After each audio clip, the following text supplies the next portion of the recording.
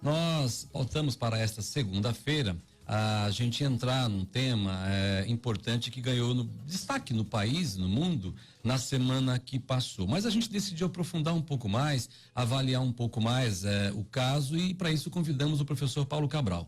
O tema que a gente vai abordar hoje aqui na CBN diz respeito à revelação a partir de um memorando da CIA de que o general Ernesto Geisel, presidente do Brasil de 74 até 1979, durante a ditadura militar que durou de 64 até 1985, que ele tinha ciência e também teria orientado a execução de opositores do regime. Isso ganhou destaque no momento importante da vida no país agora, já que a gente está num processo aí eleitoral começando. E eu quero começar em primeiro lugar. Sempre que a gente precisa de uma orientação equilibrada, de uma orientação isenta, a gente convida o professor Paulo Cabral, que é sociólogo, e está aqui novamente para falar conosco. Bom dia, professor. Bom dia, meu. Olha, esse tema, ele vem ganhando destaque, inclusive aqui em Campo Grande. Eu não vivi o processo da ditadura, mas o senhor tem mais idade que eu e viveu aqui. Infelizmente para muitos, isso é um fato. E a gente recebe agora essa informação e o país, a classe política, os estudiosos, os historiadores, os sociólogos, como é que recebe uma informação como essa?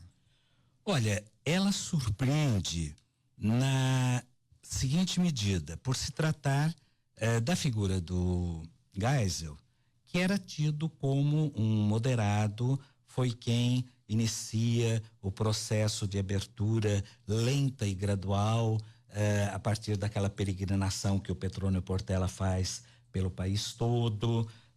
Evidentemente já se sabia que a abertura ela decorria de uma mudança da ordem internacional. Em 73 a gente tem o choque do petróleo, quando o preço do barril salta de 3 para 30 dólares, isso desorganiza a economia capitalista profundamente, e aquele modelo que a ditadura tinha implantado de uma economia centrada na exportação vai por água abaixo, porque o mercado internacional passa a destinar parte significativa da sua grana para comprar petróleo, para poder manter a sua estrutura. Isso. E as exportações brasileiras caem de uma forma vertiginosa, e o mercado interno não dava conta de fazer absorção porque os salários estavam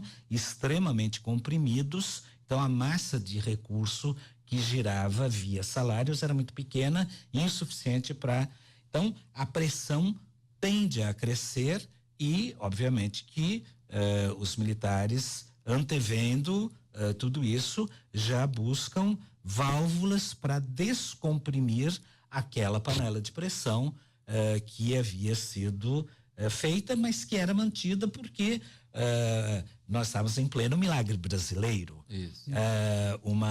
Uma economia que propriamente dobrava a cada 5 anos, era 12% ao ano o crescimento, mas à custa de uma miséria extraordinária, de uma decadência interna muito grande. E como exemplo dessa decadência eu costumo mencionar a pandemia da meningite, que começa o surto em 72 em São Paulo, 73 ele cresce e 74 ele se espalha para todo o Cone Sul, Brasil, Argentina, Paraguai, Bolívia. Momento ruim da história nacional, né? Muito ruim, não é? Então, mas de todo modo o Geisel conduz a abertura, a gente sabe que não por vontade própria, mas diante dessas circunstâncias. Uma pressão popular muito grande que se inicia. Não. Nesse momento ainda não há pressão popular, até porque todas as organizações populares tinham sido desmanteladas. Muita gente estava fora do país já também, né? Muitas lideranças fora do país.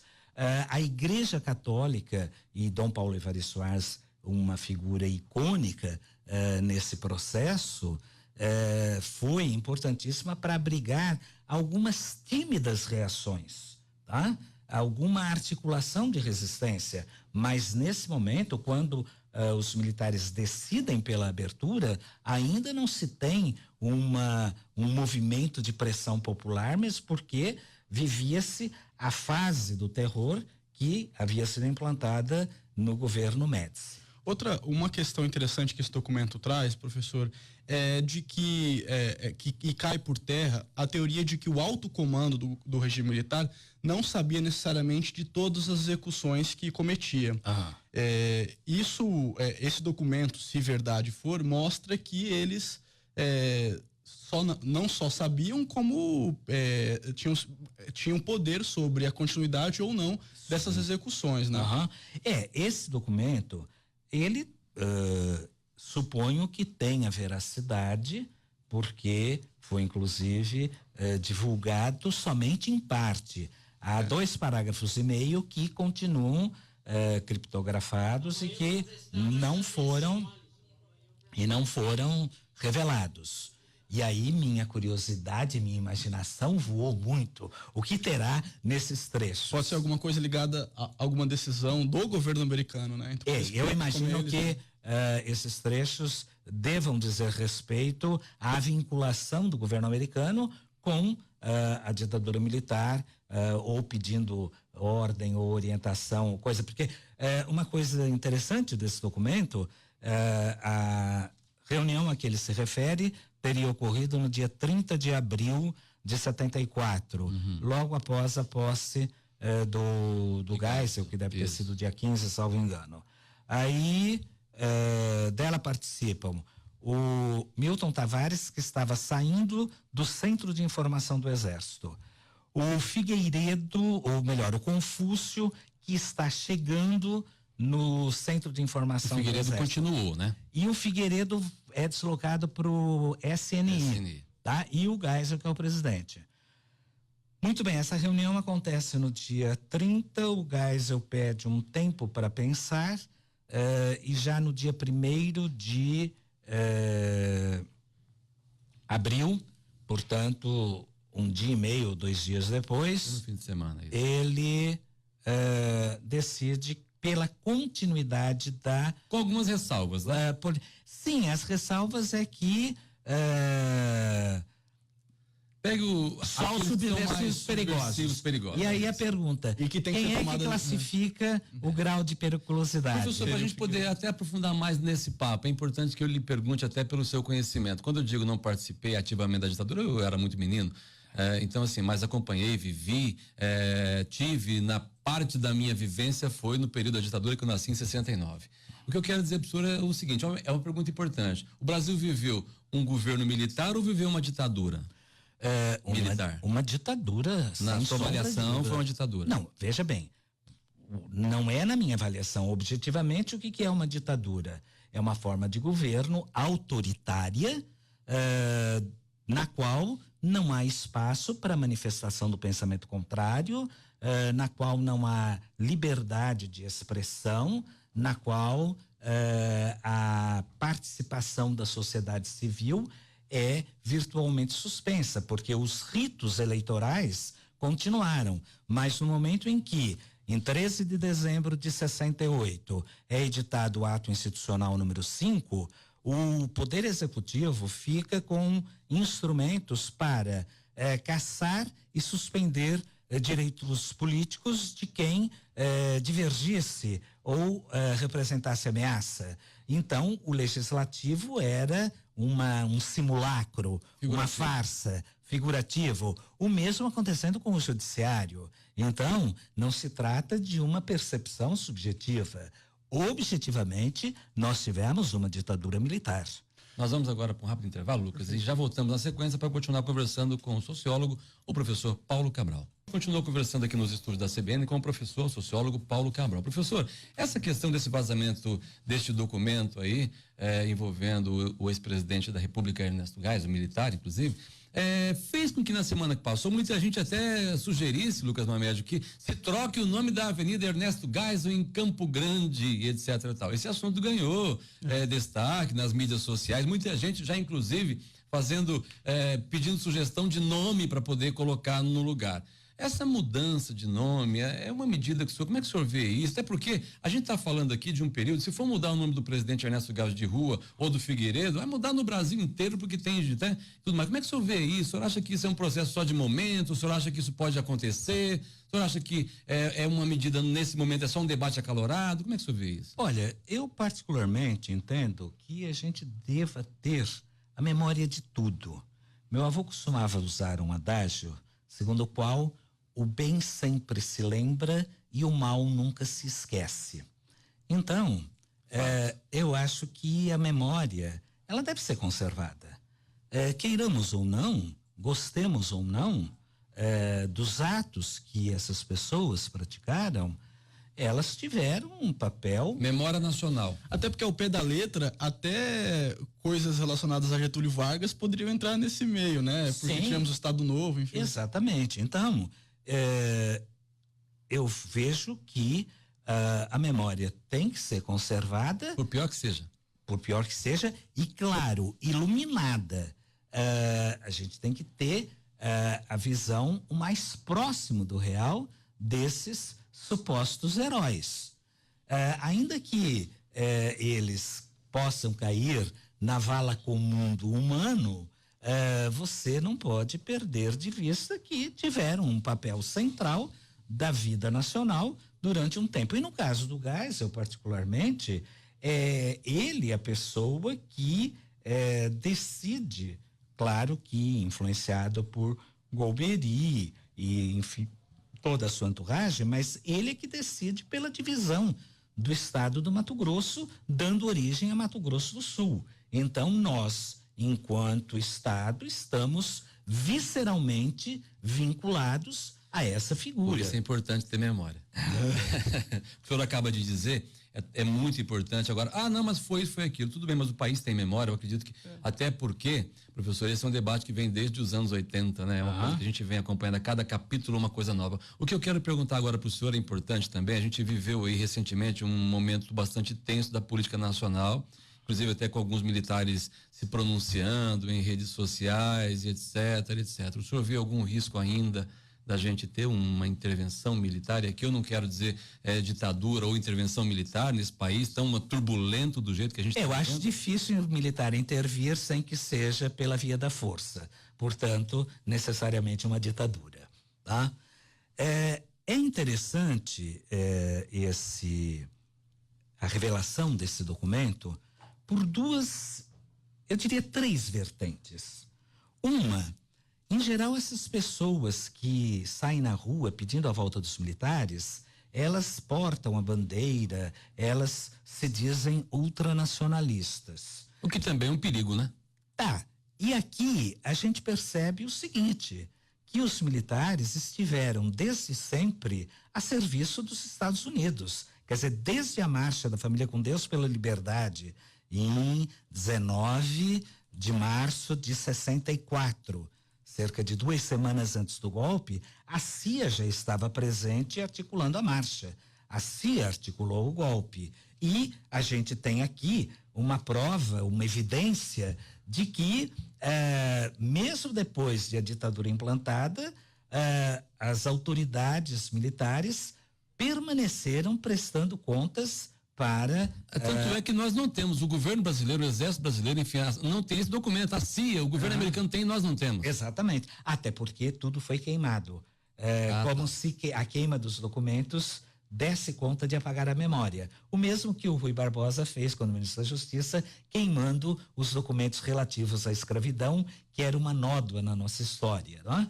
Então, nós... Que, aliás, ontem, né? Ontem foi lembrado, celebrado 130 anos da abolição.